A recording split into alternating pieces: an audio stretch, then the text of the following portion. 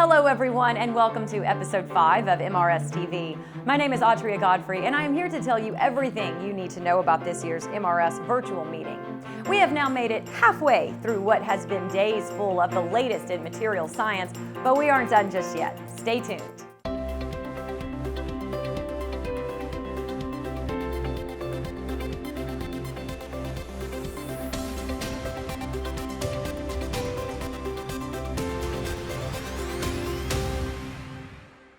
For day 5 of the live events, we continue with a number of exhibitor workshops in addition to the ongoing virtual exhibit.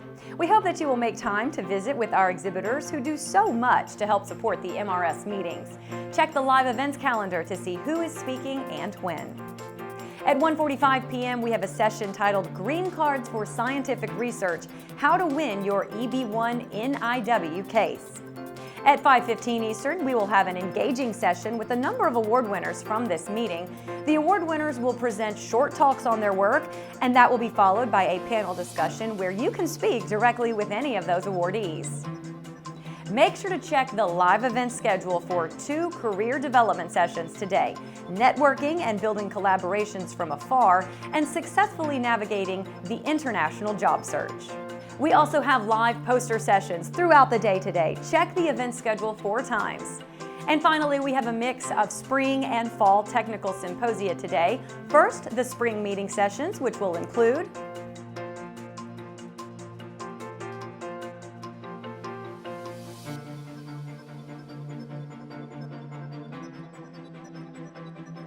and our fall meeting live symposia today, which includes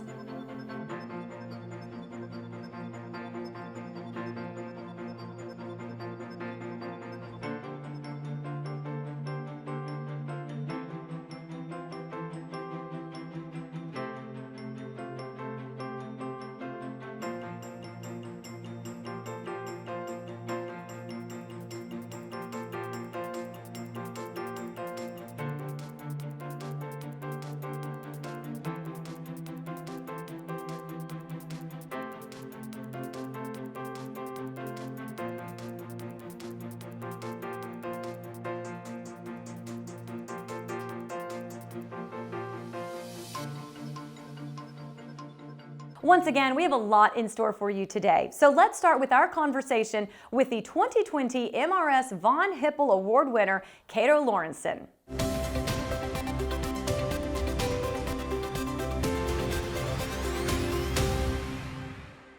Thank you for joining us today, and congratulations on receiving the highest honor from MRS, the Von Hippel Award. Thank you very much. I'm very honored. Extremely honored. Your award citation reads in part for pioneering work in engineering of musculoskeletal tissues. Let's start by talking a little bit about your work. How did you happen to focus on this particular aspect of material science? Well, my background is is a twofold background. I'm both a material science and a chemical engineer on one hand, but I'm also an orthopedic surgeon, and so my work has really tried to meld my two worlds, that of musculoskeletal medicine and also in terms of new materials and new approaches to materials. Your award talk is going to focus on regenerative engineering, materials, and convergence. Give us a preview of what you will be discussing in your talk. Well, you know, the area of regenerative engineering is a new field, and it's a field that I actually termed. The editors of Science magazine came to me almost about a decade ago and said, listen, tell us about what your vision is in terms of how we can regenerate tissues better. And in a piece in Science Translational Medicine, I wrote that the future is in a new field called regenerative engineering. And regenerative engineering is the convergence of a number of different areas that didn't fit together before, but do now. Advanced material science, including nanotechnology, which I'll be focusing on in my talk, developmental biology, biophysics, stem cell science, and also clinical translation, patient factors such as immunology, et cetera, that bring this together. And so my talk will be focused on regenerative engineering, and but also with how biomaterials, including nanomaterials, can make a big difference in terms of our ability to be able to regenerate complex tissues and organ systems. There are actually three facets to your award citation. We've talked a little bit about your research. Let's talk about another aspect of your career. The citation reads, "For extraordinary work in guiding technology and science policy." Tell us about the importance of the science voice in guiding public policy. Well, I think it's important that scientists not only pursue science, but also try to push back the frontiers in terms of public policy and also in terms of social action. And so a lot of my work has actually been involved in terms of public policy work. I've served on the advisory committee to the director of NIH, and was on the Blue Ribbon group that reviewed the intramural program. At the National Science Foundation, served on the advisory committee to the head of engineering at the National Science Foundation. I've been very involved in the regulatory policy, both from the standpoint of working with organizations such as American Academy of Orthopedic Surgeons on policy decisions, but also working with the FDA. I was on the member of the permanent device panel, permanent member of the device panel for the FDA, but also was on the National Science Advisory Board for the FDA. And I think that it's important that that scientists and engineers not only work in science, but also help to frame and guide the future in the policy realm in terms of these areas. And lastly, the third aspect noted in your award citation is for promoting ethnic diversity and excellence in science. Tell us about your work in promoting diversity in science. Well, it's another facet of my work that's very, very important to me. I am the editor-in-chief of the Journal of Racial and Ethnic Health Disparities, which is now the leading journal in the country in the area. I know that for a material science and orthopedic surgeon, it seems a bit of a departure, but work in that area. I founded a health policy institute that looks at health policy issues involving Black people. And I'm a member of the National Academy of Medicine, a member of the National Academy of Engineering, and chair a new roundtable on Black men and Black women in science, engineering, and medicine. How do we affect the lives of Black people working in science, engineering, and medicine, especially in terms of increasing the numbers? So I've been very, very active in terms of the area of social justice. I'm very proud this year to win the Herbert W. Nickens Award from the American Association of Medical Colleges, recognizing my work in terms of social justice and racial and ethnic equity. It's a very important part of my, facet of my career and my life. Obviously, there is a long way to go in achieving true diversity in scientific research. What are some of the next steps that need to be taken on that journey? Well, I think I just gave my speech at the Nickens Award speech, and I actually outlined my vision for where we need to go as a society in terms of achieving true diversity and equity. And I call it the ideal pathway, or the ideal path, where IDEAL stands for inclusion, diversity, equity, anti-racism, and learning. And it's bringing together these different areas, especially anti-racism and learning, that I think we can move forward as a society in creating a better world. Thank you so much for your time today. Great, thanks so much.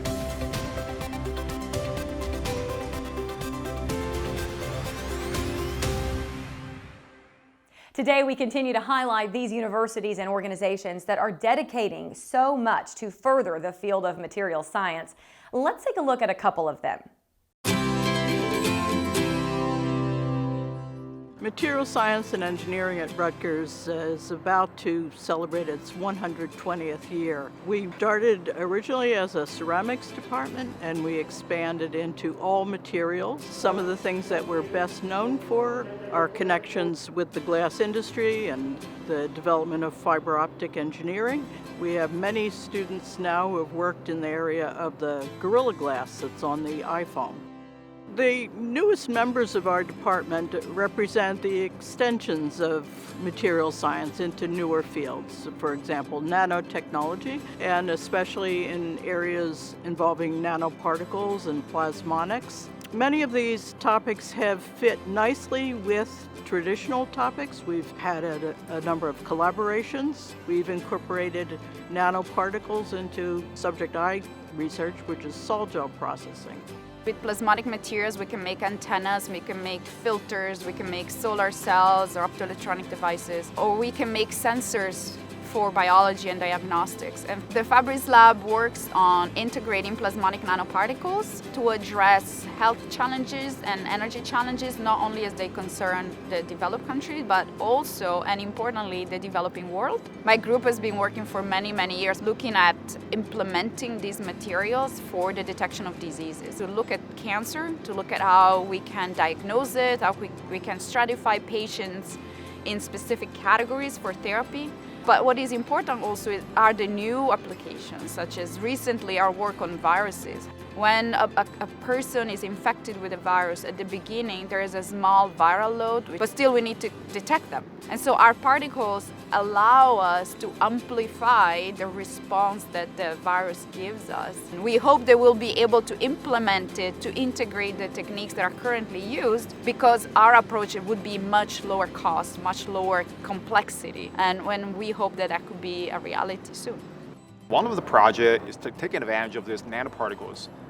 They are weird shape nanoparticles called nanostars. It has very spiky structures, and we use these nanoparticles to enhance the Raman scattering of a particular fluorophore, sort of a Raman reporter. And we use this DNA nanostar conjugated structure to detect specific RNAs that is relevant for identifying a specific virus. It's called influenza A virus. This technology can be applied to SARS-CoV-2, the COVID-19, or a lot of different viruses. And the same thing that we can apply this technology for cancer cell detection. My group has been working with Dr. Fabris' group towards the development of antiviral glasses. The aim is to design glass compositions which can actually degrade slowly and kill viruses. My approach has been to understand the molecular structure of glasses. How can we tailor the atomic structure of glass, leading to how the glass will actually behave in the human body. We have a state-of-the-art glass synthesis lab where we can actually melt glasses at temperatures as high as 1700 degrees Celsius.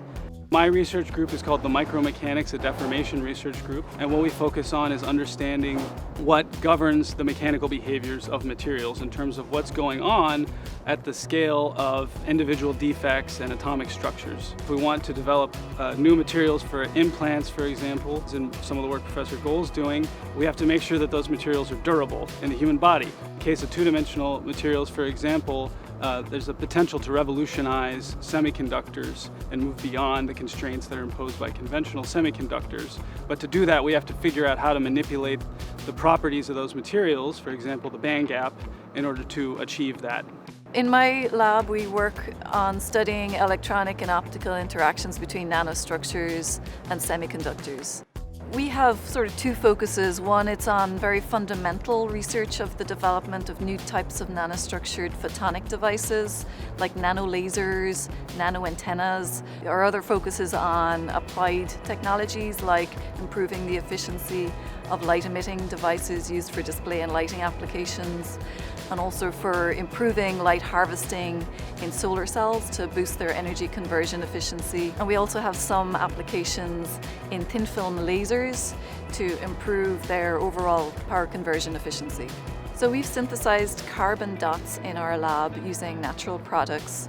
They're a type of new light-emitting nanostructure, and they have emission properties that depend on their solvent environment. The emission changes or is activated by applying a certain solvent in contrast to water, which is the native medium in which the carbon dot is dispersed. This has significant opportunities in thin film display applications used for cell phones, TV monitors, and general lighting applications. They also have applications in thin film solar cells that are being used to convert sunlight to electricity for renewable energy. The Material Science Department has had a storied history. I expect it to continue into the future, following up on some of the areas that they've been strong in the past and expanding into new areas, working in areas related to biomedical materials as well as electronic materials, and this new area of modeling behavior using computational material science.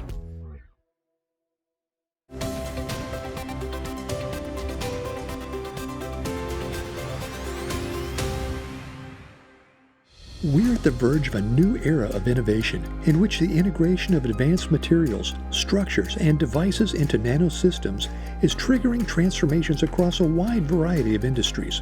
These are tiny devices and systems which we might not see with our eyes but are present everywhere in our lives.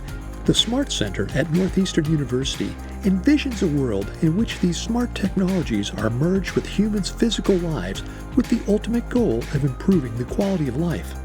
The Northeastern Smart value proposition is to help researchers, government, and industry addressing the growing demand of sensing, communication, and artificial intelligence at the chip scale by reducing the time for innovation and transition of the new foundational nanosystem technologies that are going to be at the root of our nation's economic strength, national security, and technological standing in the years to come.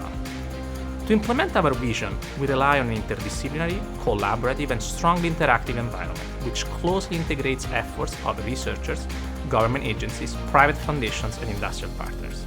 The Northeastern Smart Interdisciplinary Team has collectively established a leading position in 6 key application areas.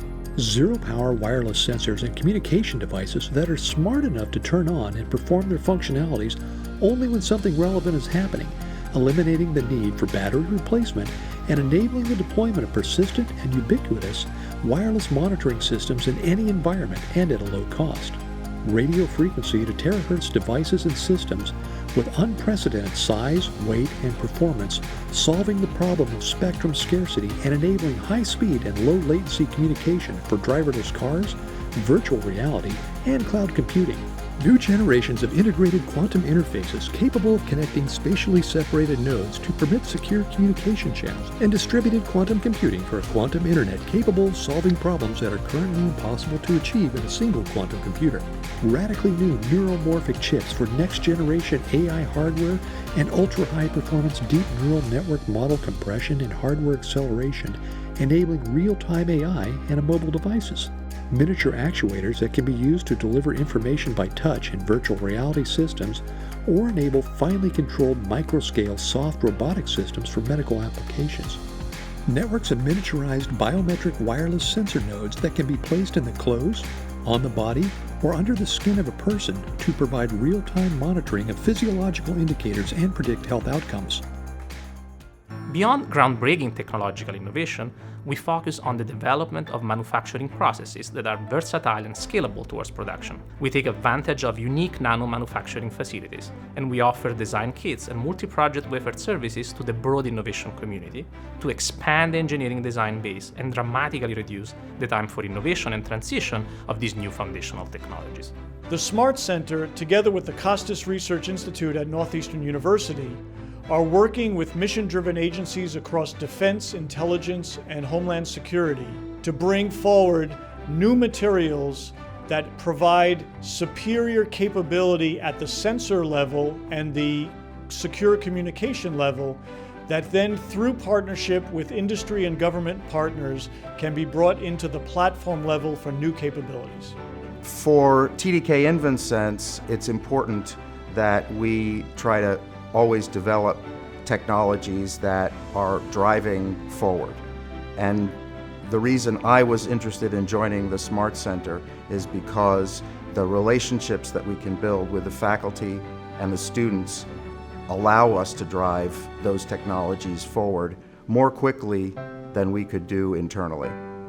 So the impact of the center has been tremendous. It has created an environment in which the faculty and the industrial partners can come together and actually collaborate in an interdisciplinary environment for research, also for prototyping and technology translation in all of these areas.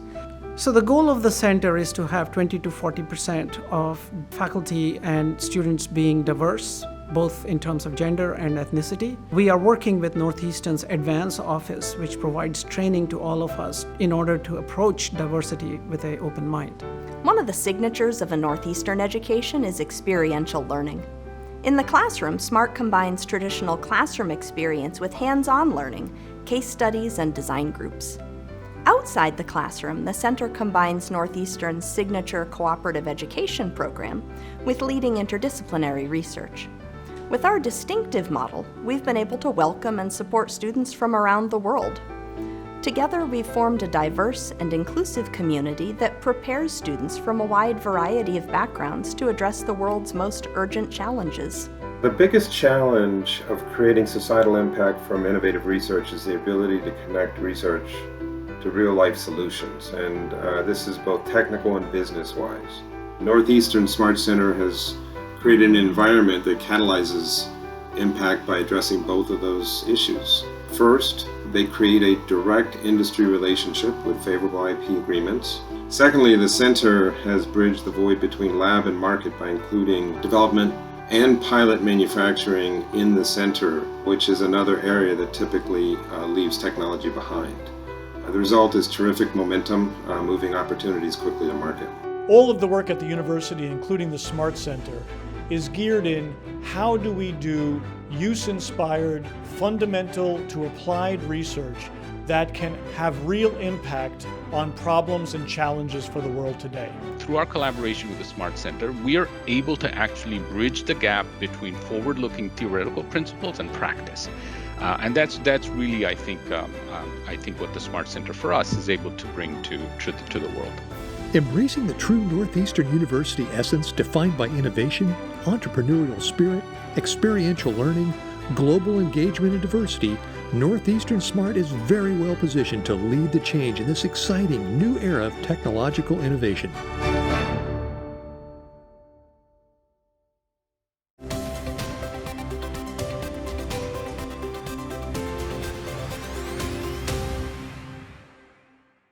Today has been another day filled with the very latest in material science. We got the chance to speak with meeting chair James Rondinelli to hear about what you can expect from the virtual meeting today.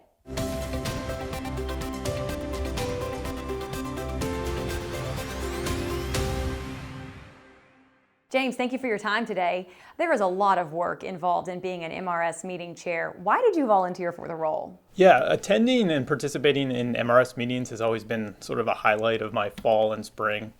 Even as a graduate student, attending these meetings has always had a profound impact on my career. And attending these meetings has led me to expand my network of collaborators.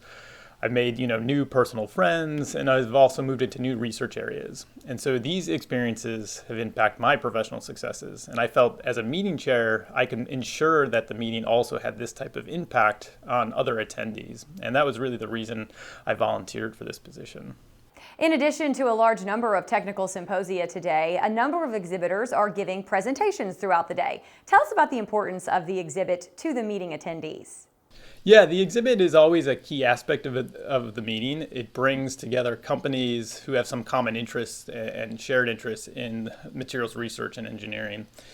And these can be companies that have developed new analytical tools that can help researchers advance the state of the art. And at the exhibit hall, we also have publishers, professional editors working for a variety of journals who can help answer questions from authors. They could be senior authors or junior scientists in the field. And this is important because it can develop, routes to new contributed articles in the field or invited articles.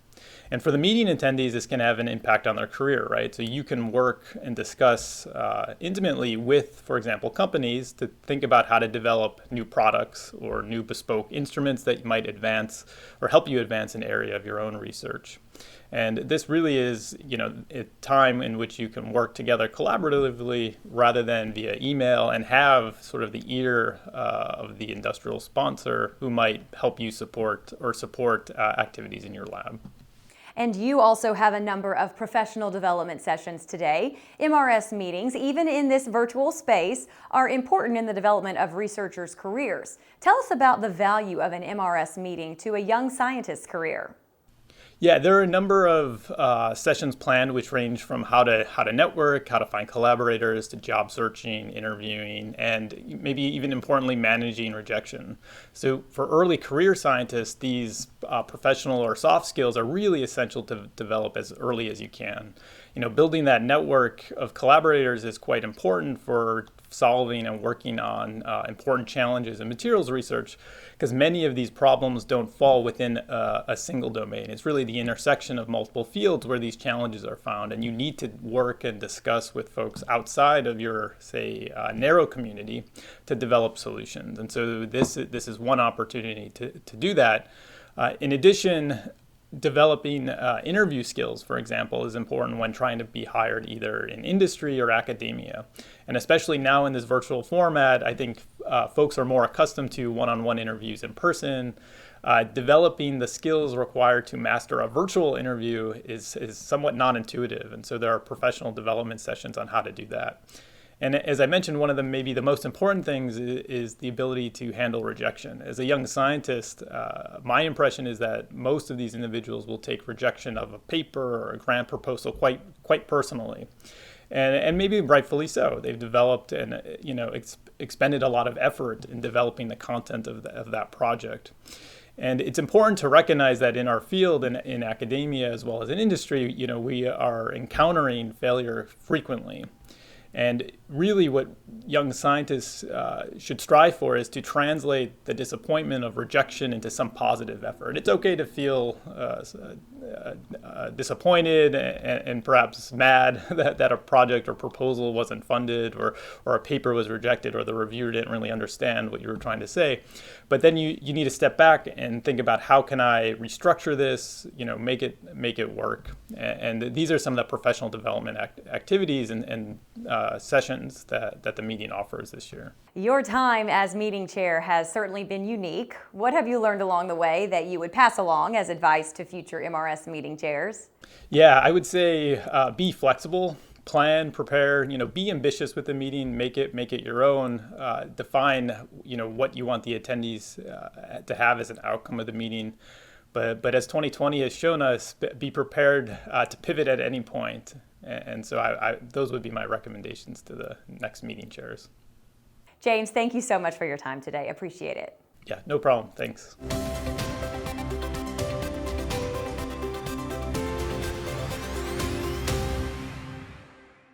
Thanks again for tuning in, and we hope you enjoy the rest of the meeting today. We will see you right back here tomorrow.